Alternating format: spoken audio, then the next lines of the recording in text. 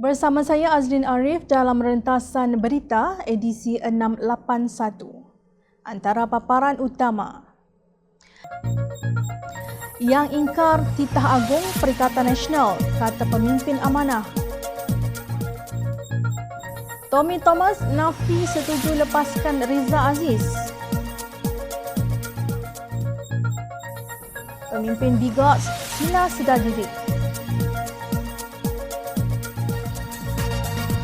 Parlimen dikembiri kerana ketakutan Muhyiddin.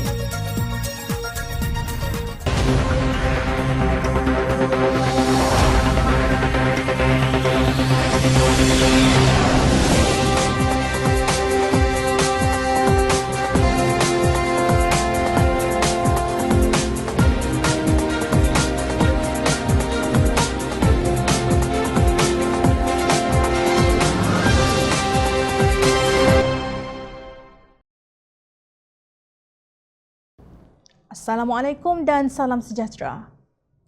Akhirnya hari yang dinanti-nanti oleh seluruh rakyat Malaysia yang cintakan keamanan tiba 18 Mei 2020 dengan dentuman kuat pertama dalam sejarah Malaysia. Mesyuarat pertama penggal ketiga kemarin hanya beberapa jam dan tiada sidang selepas titah diraja oleh Yang di-Pertuan Agong Al-Sultan Abdullah Riayatuddin Al-Mustafa Billah Shah. Alasannya pandemik COVID-19 masih mengancam rakyat Malaysia. Namun, kita tahu itu cuma helah untuk tidak meneruskan persidangan. Sebenarnya kerajaan tebuk atap atau pintu belakang Perikatan Nasional ini mahu mengelakkan usul undi tidak percaya daripada dibahas dan diundi.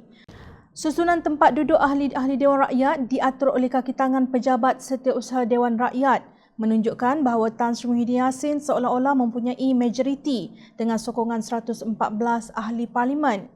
Ini memberi gambaran kerajaan Muhyiddin mempunyai majoriti 2 kerusi.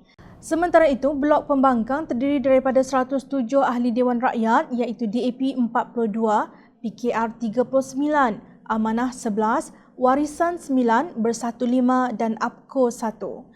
Petang itu, Ahli Parlimen Parti Sarawak Bersatu, Sri Aman Masir Kujat yang disenaraikan dalam blok kerajaan dengan secara terbuka menjelaskan beliau adalah pembangkang bukan penyokong Perikatan Nasional.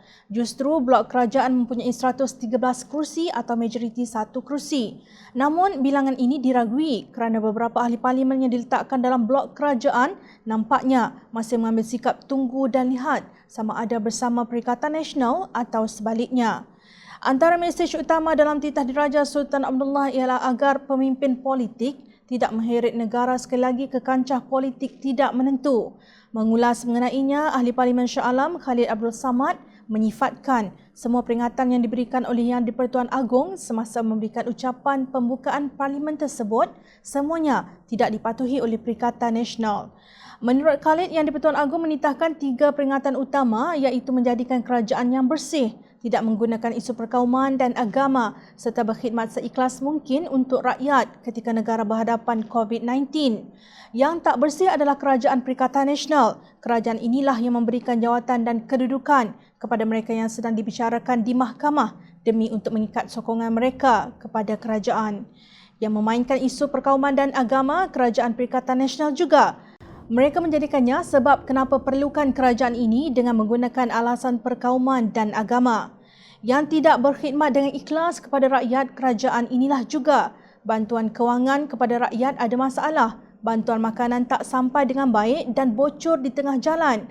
Pakaian PPE untuk petugas barisan depan pun banyak yang terpaksa disediakan oleh rakyat, kata Khalid. Beliau berkata demikian dalam siri 23 Bicara Santai Perintah Kawalan Pergerakan PKP bersama YB Khalid Samad bertajuk Norma Baharu Parlimen Dibisukan. Menurut Khalid, hanya undi tidak percaya yang boleh melihat sama ada kerajaan Muhyiddin ini mendapat sokongan ahli parlimen atau tidak. Siapa yang mengheret negara ke kancah politik tidak menentu. Sejarah mencatatkan bahawa pelaku yang membawa negara ke kancah politik tidak menentu itu ialah Muhyiddin Yassin sendiri. Beliau yang membawa Bersatu keluar dari Pakatan Harapan tanpa kelulusan Majlis Pimpinan Tinggi MPT parti itu. Seperti yang disebut sendiri oleh pengurusinya, Tun Dr. Mahathir Mohamad. Tidak kira siapa yang menulis teks titah diraja yang di-Pertuan Agong, kandungannya tetap menyalahkan kebejatan Kerajaan Perikatan Nasional yang menunggang pandemik COVID-19 demi mengelak persoalan tentang legitimasi kerajaannya dibangkitkan di Dewan Rakyat. Rakyat harus menghalang negara daripada undur ke belakang menjadi pemerintahan autokratik. Nampaknya kes lepas tanpa bebas yang diberi kepada anak tiri Najib, Riza Aziz, tidak seperti yang dikabarkan. Bekas Peguam Negara Tan Sri Tommy Thomas sekali lagi dengan tegas menafikan kenyataan Ketua Pusuruhjaya Suruhanjaya Pencegahan Rasuah SPRM Datuk Seri Azam Baki dan Peguam Negara yang baharu Tan Sri Idrus bin Harun. SPRM pada 14 Mei lalu mendakwa keputusan memohon agar Riza dilepaskan tanpa dibebaskan mendapat persetujuan daripada Tommy. Sementara itu, Idrus pula berkata berdasarkan maklumat yang disampaikan kepadanya, Tommy bersetuju secara prinsip untuk menerima representasi daripada Riza Aziz. Tommy berkata kenyataan Idrus bahawa bersetuju secara prinsip adalah fiksyen. Izinkan saya menyatakan secara terbuka bahawa saya tidak akan pernah membenarkan persetujuan ini. Saya akan kehilangan semua kredibiliti di mata rakyat Malaysia yang saya berusaha untuk berkhidmat sebagai pendakwa raya dengan sebaik mungkin, dengan jujur dan profesional sekiranya saya menyetujuinya. Saya akan mengkhianati kepercayaan Perdana Menteri dan Kerajaan Pakatan Harapan kepada saya, katanya dalam satu kenyataan. Tommy menjelaskan beliau menggunakan Akta Amla 2001 untuk mendakwa Riza Aziz pada bulan Julai 2019 dengan 5 kesalahan penggubahan wang haram yang boleh dihukum di bawah Seksyen 4-1 Akta itu kerana menerima hasil aktiviti tidak sah antara April 2011 dan November 2012 berjumlah 248 juta US dollar, kira-kira 1.026 bilion ringgit wang milik Wan Malaysia Development Berhad Wan MDB. Beliau berpuas hati dengan jejak dokumentari yang cukup besar dan sangat dipercayai. Jika sabit kesalahan, pihak pendakwaan akan menjemput hakim untuk menjatuhkan hukuman yang setimpal dengan keperitan kesalahan maksimum 15 tahun untuk setiap pertuduhan, katanya. Menurut beliau, jika sabit kesalahan, Riza boleh dijatuhi hukuman hingga 5 kali jumlah yang terlibat dalam kegiatan yang menyalahi undang-undang, iaitu 5 kali ganda 248 juta US dollar yang akan mencapai sekitar 1.2 bilion US dollar. Kata Tommy, kerajaan akan menuntut jumlah berkenaan. Beliau menegaskan tujuan mendakwa Riza bukan untuk meningkatkan peluang Malaysia mendapatkan wang daripada Jabatan Kehakiman Amerika Syarikat DOJ. Riza tidak menawarkan untuk membayar sebarang wang baharu atau wang dari sebarang sumber selain daripada aset yang disita DOJ. DOJ memang akan serah 108 juta US dollar itu kepada Malaysia, ujarnya. Dalam bahasa mudah, wang yang kononnya Riza Aziz bersetuju untuk kembalikan kepada Peguam Negara sebanyak 108 juta US dollar itu adalah aset yang sama yang sudah lama dirampas dan telah dilucutkan oleh DOJ. DOJ kini sedang berusaha untuk menjual aset-aset yang dicuri dari Wan MDB itu. Hasil jualannya akan diserahkan kepada Kerajaan Malaysia. Maknanya, tanpa persetujuan bersama antara Idrus Harun dengan Riza sekalipun, hasil jualan aset-aset tersebut tetap akan dikembalikan kepada Malaysia oleh DOJ. Jom channel ulang, Riza bukan membayar 108 juta US dollar dari koceknya sendiri. Untuk rekod, pada 5 Julai 2019, Riza didakwa atas 5 pertuduhan membabitkan penyelewengan dana Wan MDB berjumlah 1.026 bilion ringgit di Mahkamah Session Jenayah 8, Kompleks Mahkamah Jalan Duta. Kenyataan yang kononnya satu penyelesaian telah dicapai dengan Riza mengembalikan 108 juta US dollar adalah herring merah atau kesesatan logika yang mengalihkan perbincangan dari permasalahan utama, iaitu Riza wajar dibicarakan atas 5 pertuduhan penggubahan wang haram di bawah Seksyen 4-1-A Akta Pencegahan Penggubahan Wang Haram, Pencegahan Pembiayaan Keganasan dan Hasil daripada Aktiviti Haram 2001, Akta 613 dan boleh dihukum di bawah Seksyen 4-1 Akta yang sama. Justru benar seperti kata Tommy Thomas, Riza tidak patut dipuji kerana memulangkan wang yang bukan miliknya. Logikkah didakwa atas 5 pertuduhan membabitkan penyelewengan dana Wan MDB berjumlah 1.026 bilion ringgit tiba-tiba dilepaskan setelah kononnya memulangkan RM471.2 juta sahaja. Mak Cik Kia dan Pak Mat Tempe pun terkejut. Sosok Dr. Masdi Malik, seorang yang popular sebelum terjun ke dalam dunia politik. Boleh dikatakan ahli Parlimen Simpang Renggam itu salah seorang daripada intelek yang diharapkan untuk memenuhi lompong berbalisma dalam kalangan politikus di negara ini. Bagaimanapun, beliau dibenci oleh golongan bigots, iaitu mereka yang bersikap perkauman dalam gerombolan bukan Melayu. Puncanya kerana beliau memperkenalkan tulisan Jawi dalam kurikulum bagi murid-murid sekolah vernakular bagi tahun 4. Apabila beliau meletakkan jawatan sebagai Menteri Pendidikan, mungkin bigots ini berasa gembira. Namun, ia satu kegembiraan jangka pendek kerana tidak lama kemudian Kerajaan Pakatan Harapan tumbang. Bigots dalam Pakatan Harapan terkedu kerana kini mereka terpaksa menerima pula bigots yang menyamar sebagai pejuang Melayu dan PAS dalam Perikatan Nasional. Inilah pengajaran pahit buat para bigots yang kononnya memperjuangkan hak demokrasi dalam negara ini. Namun, kini Masdi Malik hanya bimbang tentang masa depan partinya sahaja yang juga dianggotai oleh bigots Melayu. Kebimbangan ini dibayangkan dalam tulisannya yang diterbitkan pada 15 Mei lalu. Beliau menyedari hakikat bahawa pada pilihan raya umum ke-14 lalu, Bersatu memenangi sebanyak 13 kerusi dengan bantuan rakan dalam Pakatan Harapan iaitu Keadilan, Amanah dan DAP. Menurut kiraan beliau, jumlah undi yang dikutip oleh Bersatu di 52 kerusi yang mereka masuk bertanding ialah 718,648. Jumlah ini bersamaan dengan 28% daripada jumlah keseluruhan iaitu 2,573,505 pengundi yang keluar di 52 parlimen tersebut. Kesimpulannya, semasa menumpang rumah dan bendera keadilan, Bersatu cuma mampu meraih maksima 28% sokongan rakyat, ujarnya. Dalam tulisannya, beliau mengingatkan ahli Bersatu jika mereka tidak bersama Pakatan Harapan bererti mereka akan hilang sekurang-kurangnya 80% daripada 718,648 pengundi tersebut.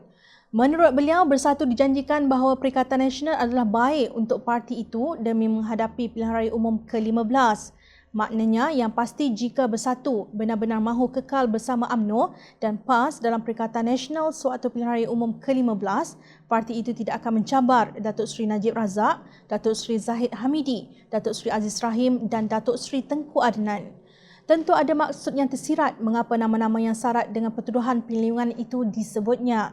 Selain daripada kemenangan mereka bertanding di kerusi majoriti Melayu, mereka juga pengamal kleptokrasi yang ditentang oleh Bersatu pada pilihan raya umum ke-14 dahulu. Kini setelah kembali bersekongkol dengan gerombolan kleptokrat itu, apa lagi yang Bersatu hendak perjuangkan? Ini kerana Bersatu akan ditentang oleh parti yang dipimpin oleh orang Melayu, sama ada Keadilan atau Amanah dari gabungan Pakatan Harapan. Itu pun jika Bersatu boleh bertanding di 52 kerusi parlimen tersebut, yang pastinya mustahil. Kini, dengan Perikatan Nasional, Bersatu tidak akan bertanding di kesemua kawasan yang telah dimenangi oleh UMNO dan PAS. Bacaan kasar ini sahaja pun sudah boleh kita bayang siapa pemenang dan pihak yang akan mendapat laba paling besar nanti. Sudah tentu bukan Bersatu, tegasnya. Kini, Bersatu memiliki 25 kerusi parlimen, 12 asal dimenangi Bersatu dan 13 dari kalangan mereka yang melompat ke Bersatu. Apakah ahli-ahli dan ketua-ketua bahagian Bersatu hari ini reda dengan kerusi parlimen setakat 25 itu sahaja dan menutup peluang kepada mereka untuk memenangi kerusi-kerusi parlimen dan adun yang baru buat Bersatu? Apakah untuk menjadikan UMNO kembali berkuasa merupakan tujuan kita semua menyertai parti keramat ini? Soalnya, itulah harga bigotry yang ditanggung Bersatu. Kepada semua pemimpin bigots di negara ini, tidak kira dari parti mana, rakyat tidak mahu anda. Sama-samalah kita belajar daripada tumbangnya Kerajaan Pakatan Harapan ini. Pada 17 Mei 2020, Pakatan Harapan Bersatu dan Warisan mengeluarkan kenyataan bersama sebulat suara bersetuju untuk menegaskan tekad dan meningkatkan usaha mengembalikan mandat rakyat dengan keutamaan mengambil alih semula kerajaan.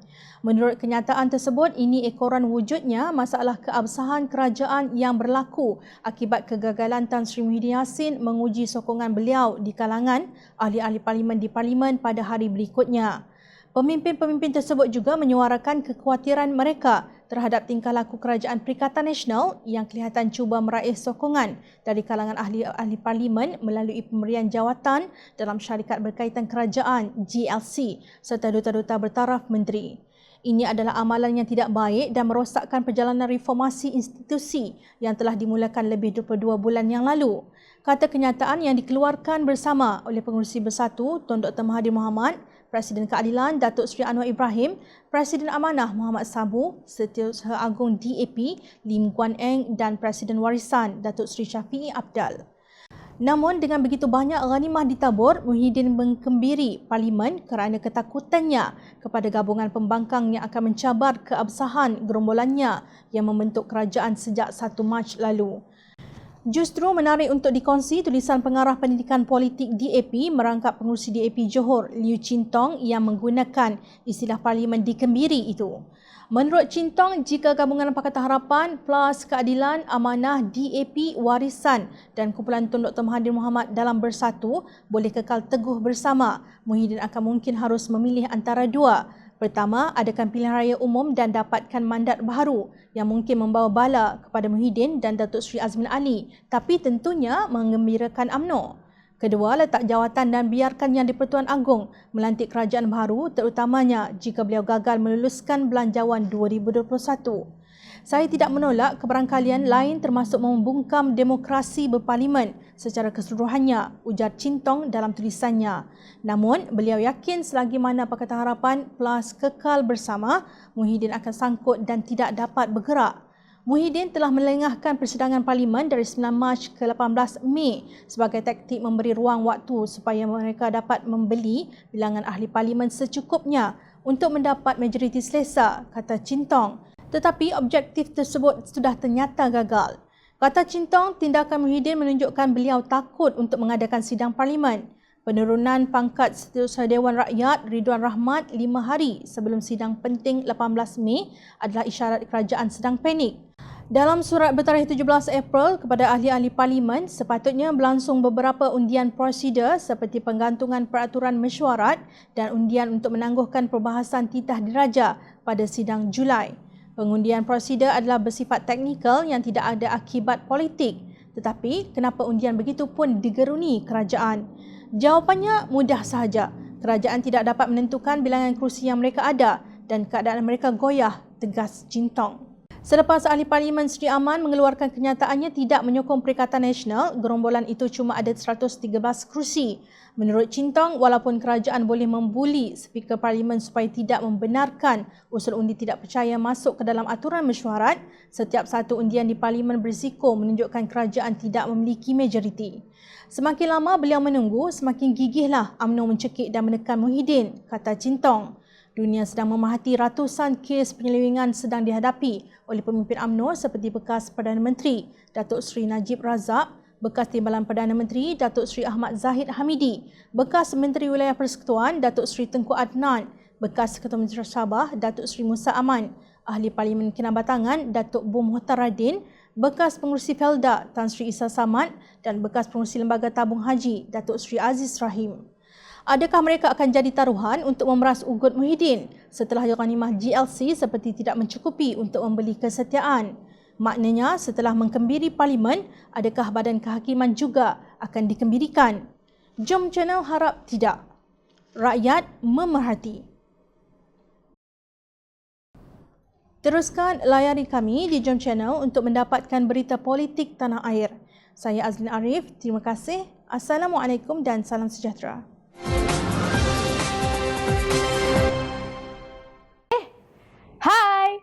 Jangan lupa klik kanan untuk rentasan berita, klik kiri untuk keratan berita dan jangan lupa untuk subscribe kami tahu.